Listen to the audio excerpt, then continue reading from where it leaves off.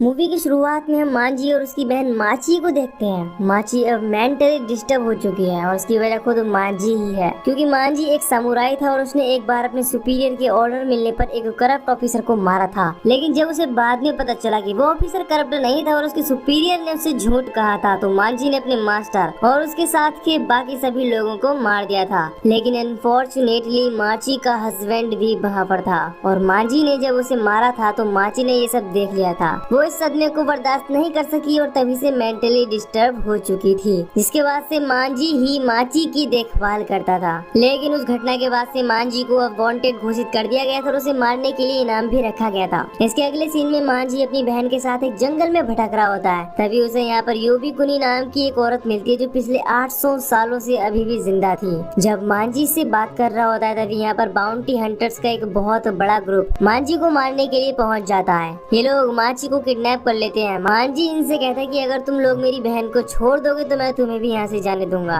इस ग्रुप का लीडर सिडो मांझी से हथियार नीचे रखने के लिए कहता है। मांझी उसकी बात मान लेता है, लेकिन मांझी जैसे ही उसकी ओर आगे बढ़ती है सिडो उसे मार देता है। ये देखकर मांझी अब पूरे गुस्से में होता है। वो उसके एक एक आदमी को मारने लगता है, लेकिन इतने लोगों को मारने के दौरान मांझी की एक आंख घायल हो जाती है। इसके साथ ही उसका चेहरा भी कट जाता है और अब उसका एक हाथ भी कट गया था। आखिर में मांझी के सामने अब केवल सिडो ही बचता है। इन दोनों के बीच फाइट होती है और लास्ट में मांझी सिडो को मार देता है, लेकिन अब वो खुद भी बहुत ज्यादा घायल हो गया था। तभी यहाँ पर योबी कुनी आ जाती है। मांझी उससे कहता है कि तुम मुझे मार दो, क्योंकि अब मेरी लाइफ की आखिरी वजह भी खत्म हो चुकी है। लेकिन योबी कुनी उसे मारने के बजाय उसकी बॉडी में ब्लड वॉर्म्स प्लांट कर देती है, जिसके बाद वो वॉर्म्स मांझी को हील कर देती है और अब मांझी का कटा हुआ हाथ भी जुड़ जाता है। इतना ही नहीं, मांझी इससे इमोर्टल यानी कि एजलेस हो जाता है। इसके बाद मूवी का सीन 52 साल बाद शिफ्ट हो जाता है और हम एक स्कूल को देखते हैं जहाँ पर मास्टर किरोस लोगों को ट्रेनिंग दे रहे होते हैं। यहाँ पर उनकी डॉटर रिन भी ट्रेनिंग कर रही होती है। इसके बाद जब ये लोग डिनर कर रहे होते हैं तो इत्तो-रयू सोसाइटी का लीडर अनोत्सु अपने लोगों के साथ यहाँ पर आ जाता है और यहाँ के सभी लोगों को मार डालता है। इसके बाद वो मास्टर के पास जाता है। अनोत्सु इत्तो-रयू सोसाइटी के नाम को पूरे देश में फैलाना चाहता था और जो भी उसका साथ नहीं देता था वो उसे मार डालता था।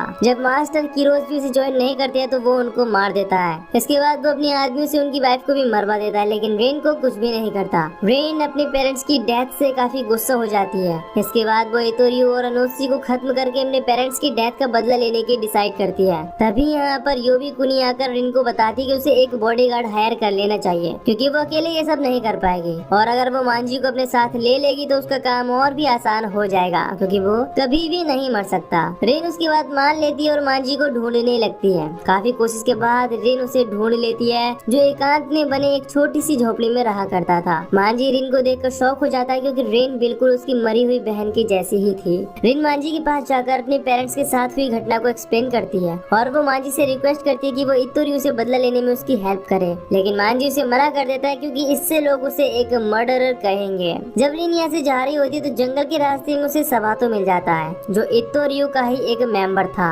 और उसने अपने लेफ्ट शोल्डर पर रिन की मॉम के कटे हुए सर को लगाया था। रिन उसे मारने के लिए उस पर अटैक करती है, लेकिन सबातो खुद को प्रोटेक्ट कर लेता है। तभी यहाँ पर मांझी भी पहुँच जाता है, जिसके बाद दोनों के बीच फाइट होती है। इसमें मांझी सबातो के अटैक से घायल होकर गिर जाता है। अब सबातो रिन को मारने ही वाला होता है, तभी मांझी उठ खड़ा होता है और सबातो को मार डालता है। सबातो को भी कुछ समझ नहीं आया था कि आखिर ये चीज है क्या। मांझी यहाँ पर रिन से अपनी एजलेस होने के रहस्य के बारे में बताता है। अब मांझी बदला लेने में रिन की हेल्प करने के लिए राजी हो जाता है। दूसरी तरफ हम देखते हैं कि अनोत्सु हवाकी के साथ एक कॉन्ट्रैक्ट डील करता है। वो उसके साथ मिलकर इत्तो-रयू नाम से एक एकेडमी खोलना चाहता था, लेकिन उसकी शर्त ये थी कि वही इस एकेडमी का हेड रहेगा। हवाकी इस बारे में अपने काउंसिल से बात करने के लिए कहता है। इसके बाद अनोत्सु को सबातो की मौत की खबर मिलती है, जिसके बाद अनोत्सु अपने टैटो नाम के एक आदमी को रिन और उसके बॉडीगार्ड को खोजने के लिए भेजता है, यानी कि मांझी को। जब रिन तलवार बनाने के लिए ब्लेड स्मिथ के पास गई होती है तो वहाँ पर उसे अपने फादर की तलवार दिखाई देती है। तभी यहाँ पर टैटो आकर वो तलवार ले जाता है, लेकिन वो रिन को नोटिस नहीं करता। रिन मांझी के पास आकर उसे बताती है कि उसने अभी अभी मंदिर के पास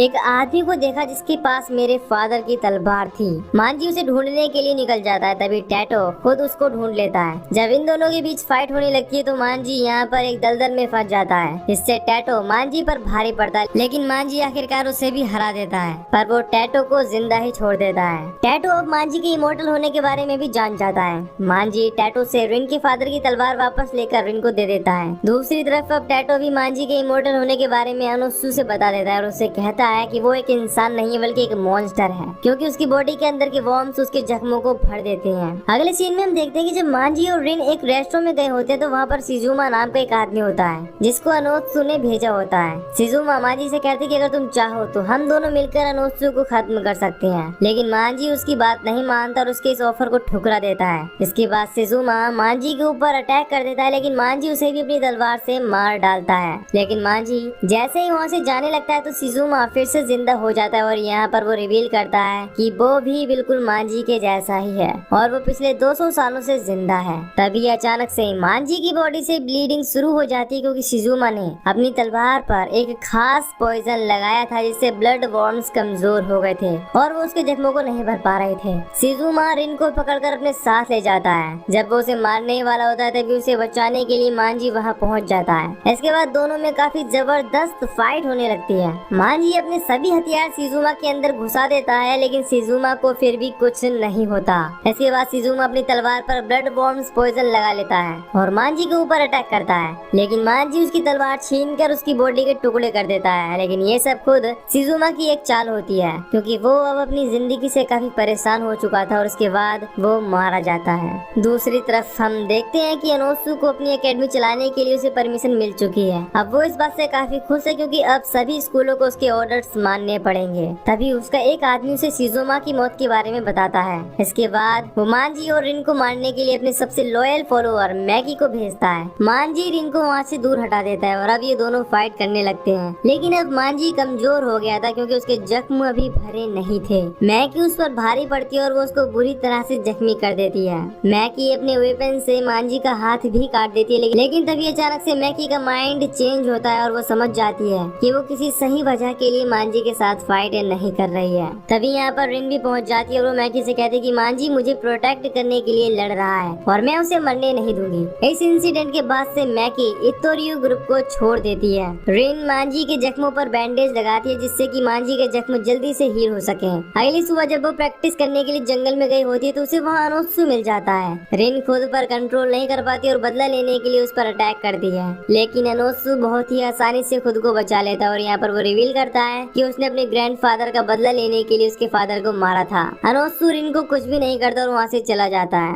अगले दिन मांजी और रिन मोगाई रियू ग्रुप के एक आदमी से मिलते हैं जिसका नाम शीरा होता है। वो ग्रुप भी अनोत्सु को खत्म करना चाहता था, इसीलिए मांजी उस ग्रुप के साथ मिल जाता है, जहाँ पर उसे पता चलता है कि अनोत्सु एक मॉन्स्टर को रिक्रूट करने के लिए माउंट टाकियो जाने वाला है। इसके बाद ये सभी लोग उसी रास्ते में मारने का प्लान बनाते हैं। उसे पकड़ने के लिए मांजी और शीरा पहरा देने लगते हैं, लेकिन तभी इन लोगों को अनोत्सु दिखाई देता है। चेक करने पर इन लोगों को पता चलता है कि उन लोगों ने इन्हें फंसाने के लिए अनोत्सु के भेष में एक औरत को भेजा था। अब इन लोगों को इतोरियो के कुछ लोग घेर लेते हैं, लेकिन मांजी और शीरा उनको बहुत ही आसानी से मार डालते हैं। शीरा ने जिस लड़की को पकड़ा था वो उसका रेप करने की कोशिश करता है, लेकिन रिन उसे ऐसा करने से रोकती है। इससे शीरा रिन पर गुस्सा हो जाता है और उसे मारने वाला होता है, लेकिन तभी मांजी उसका वो हाथ ही काट देता है और उसे वहाँ से भगा देता है। मांजी रिन को घर लाता है और उसके जख्मों पर बैंडेज लगाता है। यहाँ पर वो रिन को अपनी पूरी कहानी बताता है कि कैसे उसने अपनी बहन को खो दिया था। इसके बाद जब मांजी घर पर नहीं होता तो रिन उसके लिए एक लेटर छोड़कर वहाँ से चली जाती है। जब मांजी को वो लेटर मिलता है तो वो समझ जाता है कि रिन अब अपना बदला लेने के लिए अकेले ही निकल गई है, क्योंकि रिन अब नहीं चाहती थी कि उसकी वजह से मांजी की जान खतरे में पड़े। लेकिन मांजी रिन को खोजने के लिए निकल जाता है। दूसरी तरफ हमें दिखाया जाता है कि जब अनोत्सु हवाकी से मिलने माउंट टाकियो गया होता है तो हवाकी अब उसके कॉन्ट्रैक्ट को ठुकरा देता है। अनोत्सु समझ जाता है कि हवाकी ने अब उसे अपने ट्रैप में फंसा लिया है। अनोत्सु को मारने के लिए हवाकी के बहुत सारे लोग उसे घेर लेते हैं।